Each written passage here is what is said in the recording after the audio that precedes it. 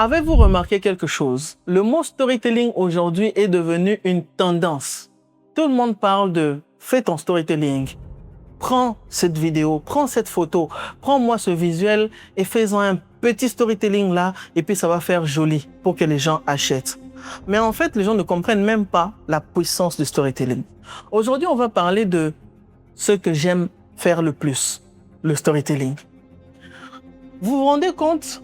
Il y a des gens, je sais que vous connaissez même, ces personnes-là qui peuvent parler pendant 10 minutes, mais vous ennuient tellement qu'ils parlent et ils ne disent rien. Vous ne savez pas pourquoi il vous parle depuis qu'il a commencé à parler, alors que depuis tout ce temps, il est en train de vous parler de son business. Mais vous ne pouvez même pas acheter parce que vous n'avez rien compris.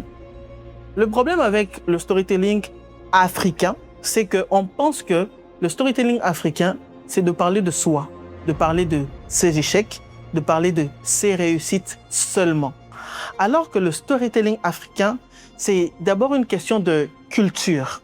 C'est d'abord une question de qui je suis, d'où je viens et qu'est-ce que je vous propose grâce à ce que je suis. Et donc, dans cette vidéo, nous allons voir comment vous permettre de vendre grâce à votre histoire sans trop forcer, sans avoir l'impression que vous êtes un commercial et que vous devez donner envie d'acheter votre produit. Les gens n'achètent pas votre histoire, les gens achètent la leur. Quand on parle du storytelling africain, j'ai l'habitude de voir ou de lire les gens parler de leur vie, parler de leur enfance, parler de leur souffrance, parler de comment ils sont en train d'évoluer avec leur succès. Mais le storytelling, ce n'est pas ça. Le storytelling, c'est à quel moment ce que je vais raconter dans mon histoire touchera l'autre. C'est-à-dire quoi? On va aller sur base d'un exemple. Lorsque je suis coach storytelling, et que je voudrais vous permettre ou je voudrais vous pousser à acheter mon offre, qu'est-ce que je dois faire? Je ne vais pas venir vous dire que vous voyez le storytelling africain, c'est ça, c'est ça, c'est ça. Vous allez vous ennuyer. Par contre, je vais aller sur base d'un exemple comme ce que je viens de faire tout à l'heure et vous ramener vers l'histoire qui vous concerne directement. Pour que vous vous dites à la fin, est-ce qu'elle parle de moi? Est-ce qu'elle peut réellement m'aider? Ah, voilà, j'ai trouvé la personne qui comprend mon besoin. J'ai trouvé la personne qui comprend ce que je ressens et ce que je vis. Parce que le storytelling africain, au Congo principalement, c'est lorsque une personne vient devant vous et commence à faire des motivations. C'est-à-dire, il vous dit que, vous voyez, moi, mon enfance, je n'avais pas une cuillère, je dormais par terre, j'ai fait ceci, j'ai fait cela. C'est une histoire, mais ce n'est pas du storytelling.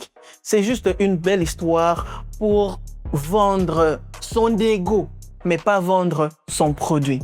Votre histoire fonctionne lorsque votre potentiel client se reconnaît dedans. Vous ne pouvez pas être là à parler de vous.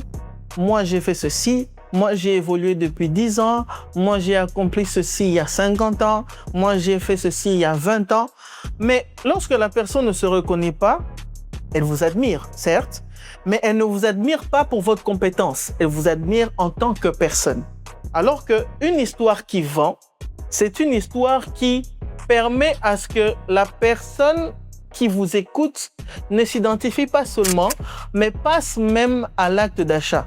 Il se dit, si je suis son coaching, si je vais dans son atelier, si je vais dans sa masterclass, je rentrerai transformé. Non seulement transformé, mais aussi il y aura quelque chose qui va changer en moi et dans mon business. Par exemple, vous êtes coach en prise de parole en public.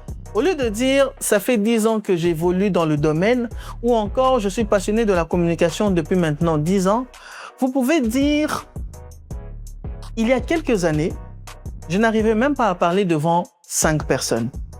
Mais aujourd'hui, non seulement que je parviens à le faire, mais je suis capable de vous aider à parler devant 100 personnes. » Ça, automatiquement, les gens s'accrochent et les sentiments qui ressortent, c'est aujourd'hui, à l'instant où je suis en train de regarder cette vidéo, je ne suis même pas capable de parler devant 4 personnes.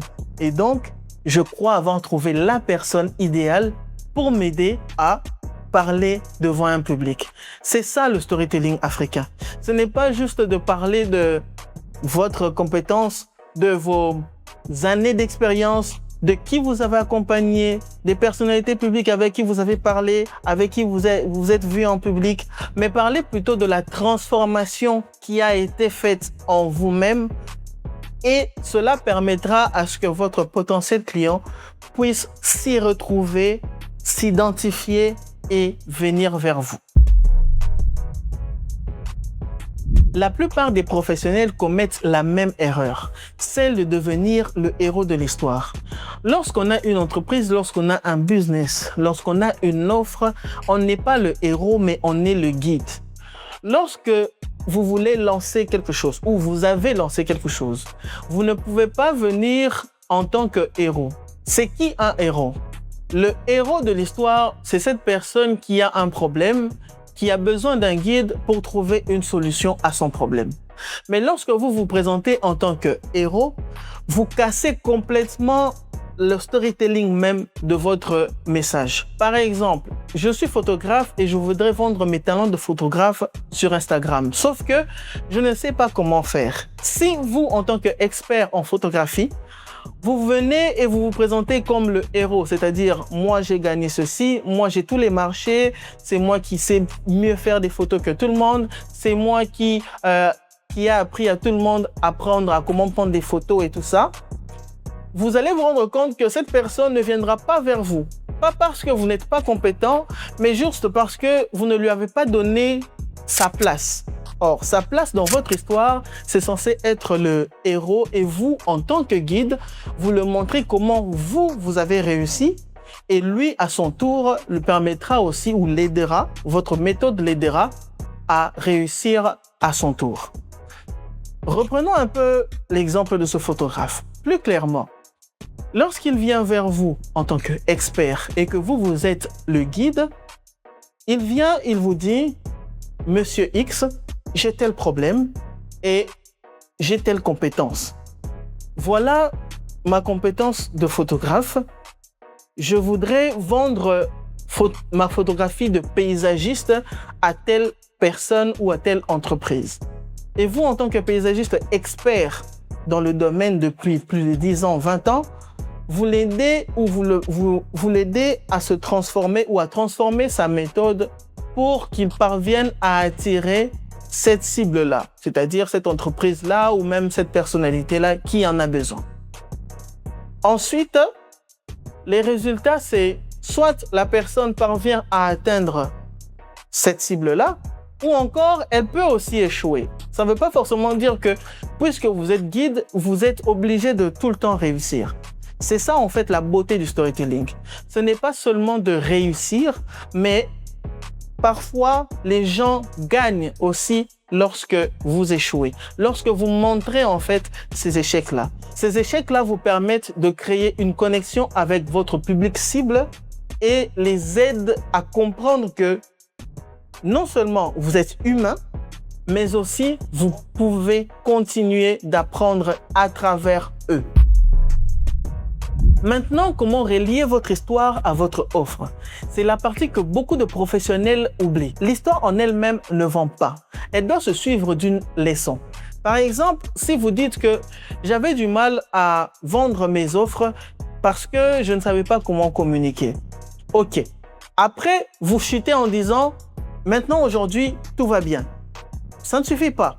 La leçon serait plutôt « C'est grâce à cette expérience qui m'a permis de développer d'autres capacités, me permettant à accompagner aussi des clients pour parvenir ou les aider à mieux communiquer. » C'est ça. Vous voyez la différence? La différence, c'est que en ce moment-là, votre histoire change. Elle n'est plus seulement une simple histoire, mais elle devient une preuve tangible que ça fonctionne. Elle devient un témoignage. Elle devient une arme de transformation. Ça pousse à votre potentiel client de se dire « Ok, là, si lui, il a pu démontrer qu'il a quitté de X vers Y, c'est qu'il peut aussi m'accompagner pour le même processus. » Grâce à votre histoire, votre solution devient même beaucoup plus crédible. Le but du storytelling africain, ce n'est pas de vous mettre en avant, mais c'est de mettre en avant votre compétence et surtout, encore plus encore, de mettre au centre de votre histoire votre client. Vous pouvez même argumenter encore plus votre histoire en parlant de votre quotidien, de ce que vous traversez vraiment. Comme par exemple, pour un créateur de contenu, il peut se mettre à parler de la réalité de l'électricité.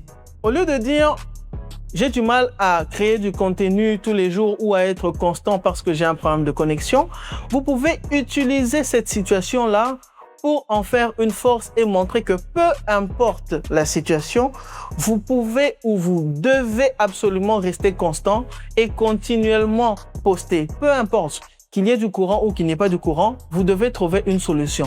Et lorsque vous vous vendez en tant que tel, la personne qui veut aussi créer du contenu, qui a un problème d'électricité chez lui, se dira que, en fait, si cette personne a su créer du contenu en plein soleil, moi aussi je peux le faire. Automatiquement, vous devenez le héros de l'histoire et votre client devient le guide. Comprenez que les gens ne veulent pas qu'on leur vende quelque chose. C'est qu'ils veulent être sûrs que la solution que vous apportez est possible aussi pour eux ou pour leur situation. Et c'est exactement ce que fait le storytelling africain.